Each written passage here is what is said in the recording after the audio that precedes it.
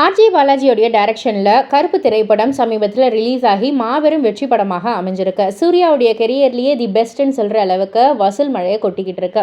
இந்த படத்தில் லியோ சீனோடைய ஒரு மூவியில் வந்துட்டு அப்படியே கண்டினியூ மாதிரி பண்ணியிருப்பாங்க இல்லையா, அதில் வந்து காமிச்சிருப்பாங்க அந்த ஒரு யூனிவர்ஸ் மாதிரி.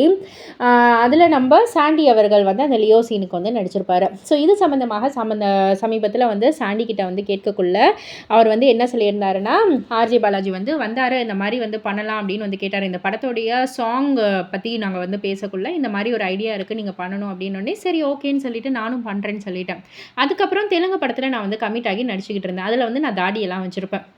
ஐயோ இந்த மாதிரி இந்த தாடிலாம் வச்சுருக்கனே பரவாயில்லையா அப்படின்னு வந்து கேட்டதுக்கு ஆர்ஜே பாலாஜி ஐயோ வேணாயா, எப்படியாவது வந்துட்டு அதே மாதிரி வந்து இருக்கணும், அதோட ஒரு யூனிவர்ஸ் மாதிரி தானே, ஸோ அதனால் வந்துட்டு ப்ளீஸ் தாடி எடுத்துருங்க அப்படின்னு வந்து சொன்னோடனே சரி ஓகே அப்படின்னு சொல்லிட்டு தெலுங்கு படத்தில் அந்த ஷூட்டிங்கில் இருந்தேன் இல்லையா, அவங்கக்கிட்ட போய் நான் வந்து கேட்டேன், ஒரு 15 டேஸ்க்கு மட்டும் எனக்கு டைம் கொடுங்க, நான் இந்த மாதிரி ஷேவ் பண்ணுற வேண்டிய ஒரு சூழ்நிலை 15 டேஸில் நான் திரும்ப நான் வந்து இது பண்ணிடுறேன் அப்படின்ற மாதிரி வந்து சொல்லியிருக்காங்க.